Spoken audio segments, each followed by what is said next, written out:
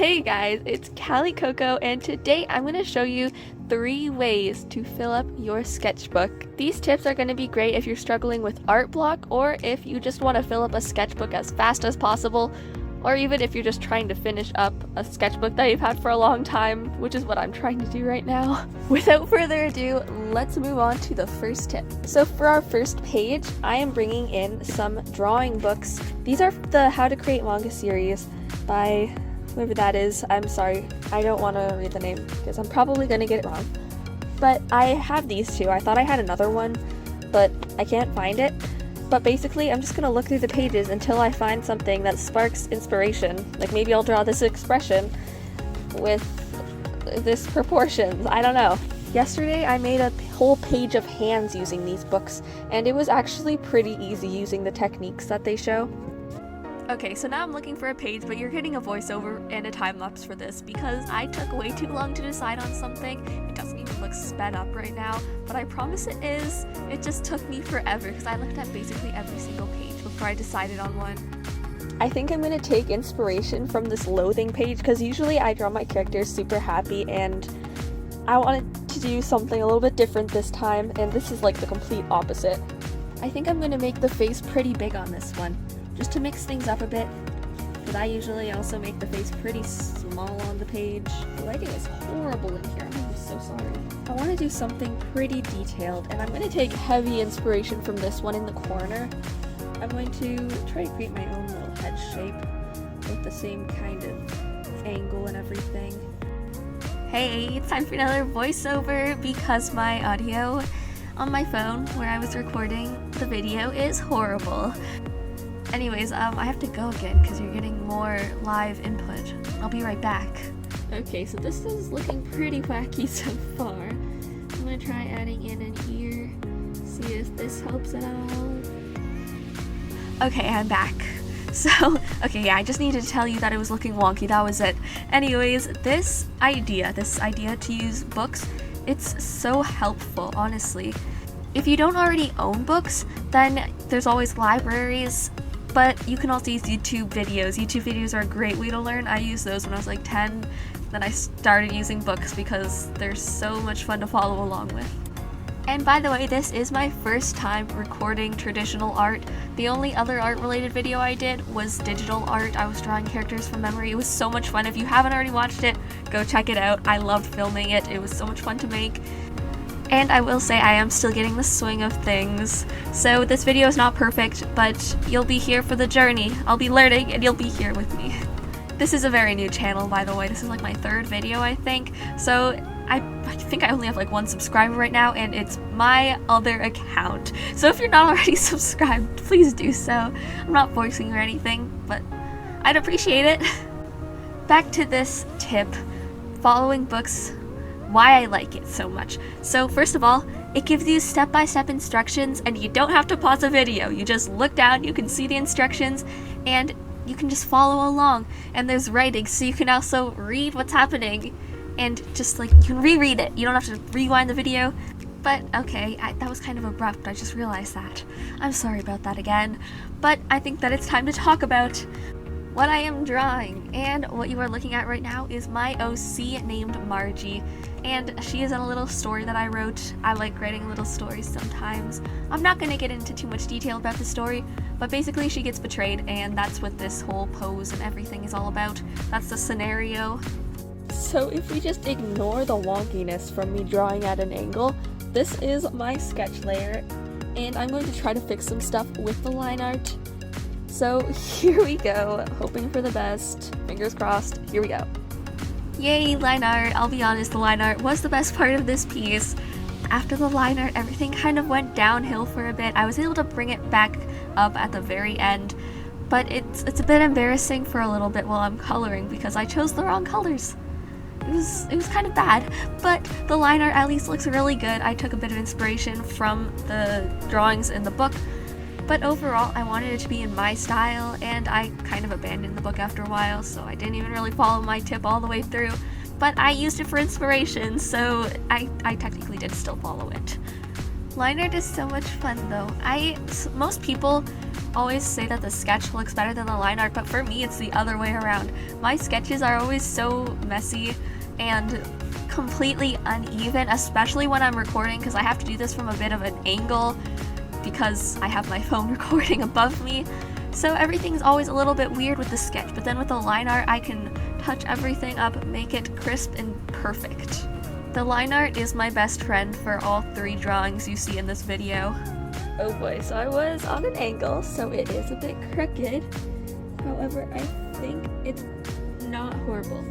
Okay, I'm gonna try to even it out so that the eyes aren't completely crazy looking. Does this look better? I'd say that's a bit more even now. Anyways, okay, I'd say that this is looking pretty good.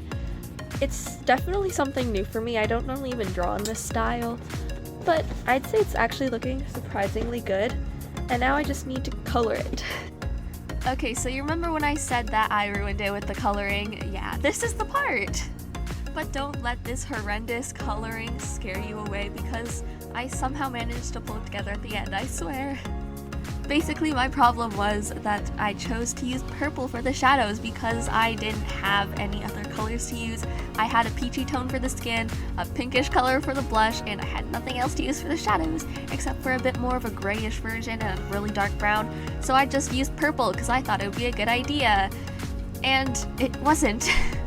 Okay, but the hair was probably one of the major factors that brought it all together because it looks so shiny. I'm normally so horrible at drawing hair, but I think I did a pretty good job with this one. Maybe I should draw darker hair colors more often. I tried to incorporate the purples that I used to shade the face. I was hoping it would make her look less diseased, and you know what? I think it kind of worked. She looks less diseased now that she has purple in her hair because, you know, it looks just like it's the lighting, you know? For some reason it's the shadows and the light that are purple, but whatever. You don't need to talk about it. Don't talk about it. Something else that definitely saved this drawing was the gel pen, the white gel pen. I made a lot of mistakes for some reason on this one. I just kept on splattering ink all over the place from the markers. Don't know what happened. I was just probably rushing a lot because I was frustrated with how it was turning out. So the white gel pen helped me to cover up a lot of those mistakes. And also it gave me lots of excuses to do shiny highlights and everything. Oh, and if you look at your screen, you can see me covering this spot right now. Okay, it's gone. Now moving on to the shirt, which kind of just blends in with the background afterwards because I didn't feel like making a body. So yeah, I just covered the whole background with black ink. Maybe it's a bit lazy, but at least it works. It looks fine. No, it pulled it all together. I'll say it. Okay, finally we're almost done with this tragic piece, but maybe it wasn't so tragic because in the end it looks all right. But now I think it's time to move on to the next one. Here we go. For the next idea, I've brought you to my computer because we are using a random color generator, and I just took this random spin the wheel color generator that I found. I didn't even have the colors, they were already here for me. So it is time to spin this wheel, and I'm gonna pick 3 colors, and those are the only 3 that I can use for our next drawing. First, I got light green. Oh, okay. Now I just have to hope that I get colors that look good with light green, and I feel like there's not a lot of them. What is it? Oh, okay, orange. Orange and light green isn't the worst. I'm thinking like citrusy kind of stuff. Now I have to hope to get another citrusy color so I can actually go with that theme. Oh, that's literally perfect. Okay, so we got light green, orange, and honey. I think I can do something really good with those colors, so let's get right into it. I think that what I'm going to draw for this is going to be just like a little citrus character, like I was saying. And I'm thinking pretty rounded shapes for this character, because obviously citrusy stuff is generally pretty round. I'll point her chin though, because it will be like the corners, you know. Okay, I'm speeding this bit up quite a bit because I end up scrapping almost all of this later on, like the entire head. So basically don't get too attached because none of this is staying. I struggled a lot on this character, but I'm kind of sad to see this original face go. It just couldn't work, you'll see why.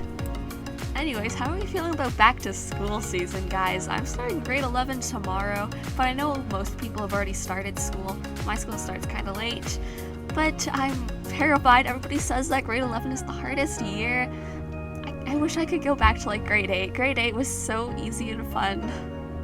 I just know when I get into university or college, I'm gonna wish I was in grade 11 again, because that's always how it goes. It's just the older you get, the harder things get, so not much else I can do about that except try my hardest. And as you can see in the drawing, I am trying my hardest on this body. I hate doing anatomy, but I actually think I did pretty good on the body. But you can kind of see where the problem with the head arises. I made it ginormous, and I made the neck super long. And I thought I was going to be able to work with it, but I didn't like the idea of a bobblehead.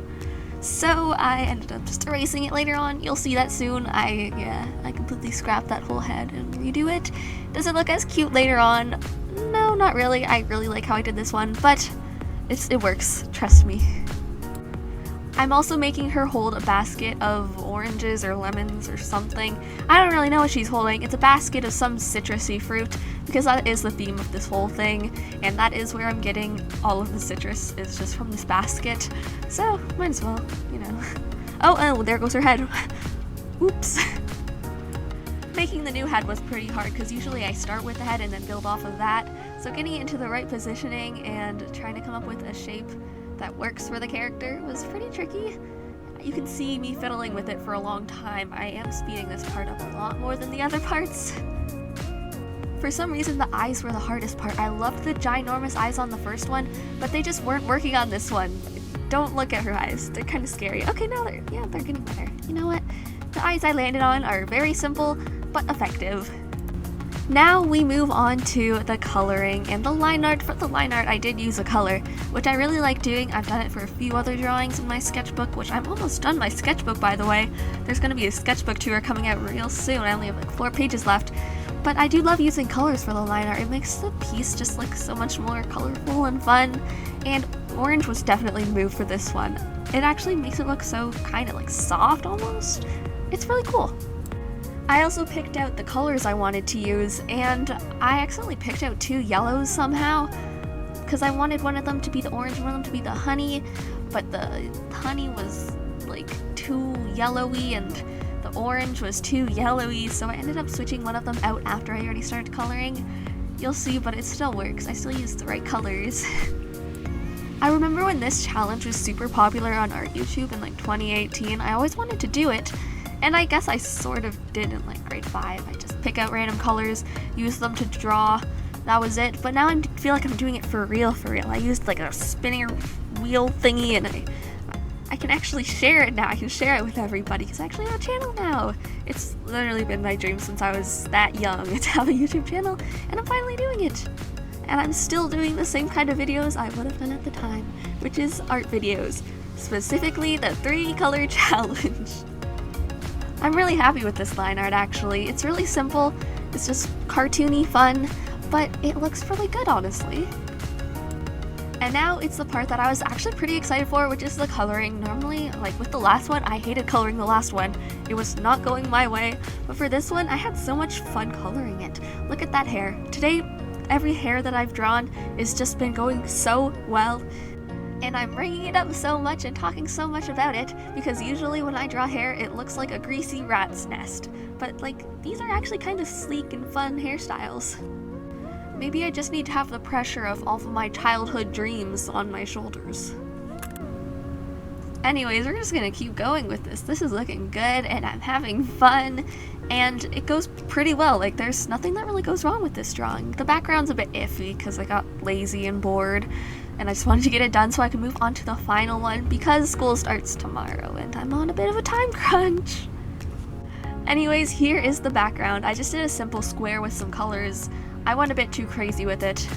It was looking good at first. I kind of ruined it at the end, but it's fine. It still looks good. The character is cute. I love her hair. I'm just gonna keep on talking about her hair. But with that, it is finally time to reveal the final product. I am so like happy that this one went smoothly, other than the little head fiasco. The last idea and what will be going on this page is to draw something you find in your room. And in the intro, for some reason, I thought it would be a good idea to use this Alvin stuffed animal. So I think I'm going to pick a stuffed animal. Sadly, I don't think we're going to be picking the Alvin one, but we're going to pick another one. I'm just going to look for something in my bedroom that is interesting and fun and I want to draw. So here I go. Okay, was that a cool transition? That was like 10 out of 10 transition, right? I have this Groot Funko Pop bobblehead that usually I keep in my car, but I also have the box. I don't think I'm going to put him in the box. I'm just going to draw him like this. Okay, let's get started drawing this Groot Funko Pop. By the way, I love this thing, but I'm just starting with like a rectangle square shape, and I'm adding the little wood pieces on the top of his head. He was actually really easy to draw. So this prompt is definitely a lot more relaxed. I had a lot of fun doing this. It was really simple. Nothing went wrong at all. It was all just like easy breezy. And towards the end, I also just got to color it like a coloring page. I didn't do any shading or anything because I just wanted it to be like nice, simple, like solid colors. And it looked pretty good, honestly. It fills up the page. Of course, you could take more of a still life approach and set up a little arrangement of items and draw that kind of realistically.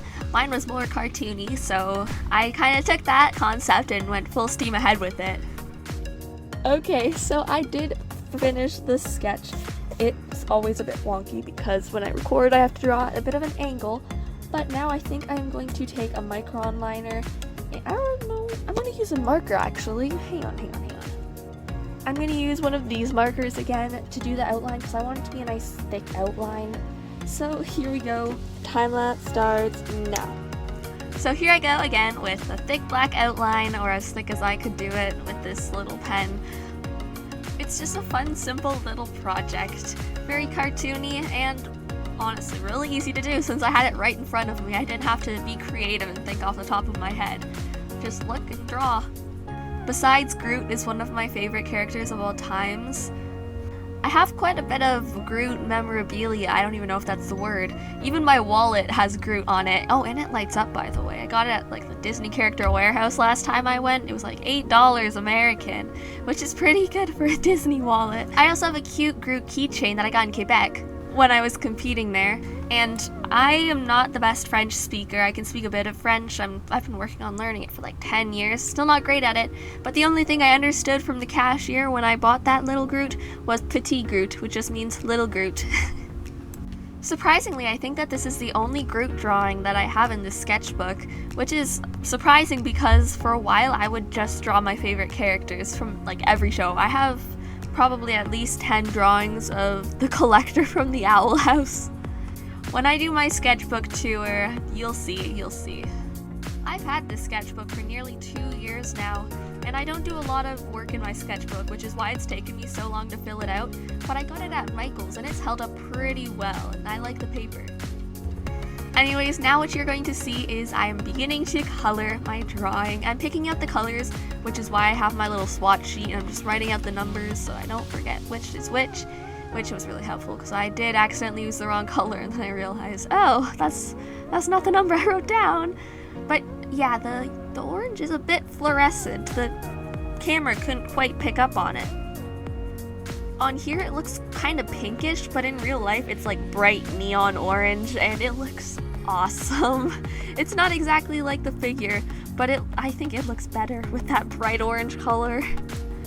Coloring this was so much fun. I literally felt like a little kid coloring in a coloring book with just markers. It was so much fun. I'm using Ohuhu markers, by the way. I've had these for like 2 to 3 years, I believe, and they're still holding up really well. Maybe even 4 years at this point. But they're holding up. I've had to get some replacements, but most of them have been doing really well because I got so many of them, so they get to have their little alternations. They're in like a cycle, which ones I use. Well, we're almost done coloring this now. I only made one mistake, and that was with the little button that he's holding. The bottom part's supposed to be white. I made it brown. It's whatever. You can't really notice unless you've seen the figure. So obviously, the colors are not identical, but it's really cute. I'm really happy with this page. Honestly, my sketchbook is just a collection of all of my favorite things and other random drawings and doodles, so this is such a perfect fit. I don't think I'm going to do a background on this one. It's just an object. Oh, what is this? Anyways, I might add a little shadow at the bottom. But other than that, that is it. I'm so happy with this. It just makes me so happy to look at. So here is the finished product. As you can see, the colors are a little bit different, but thank you so much for watching this video. If you liked it and you stuck around for this long, it's been like 20 minutes, please like and subscribe and comment, of course, all the usual YouTube stuff. And I'll see you in my next video, hopefully.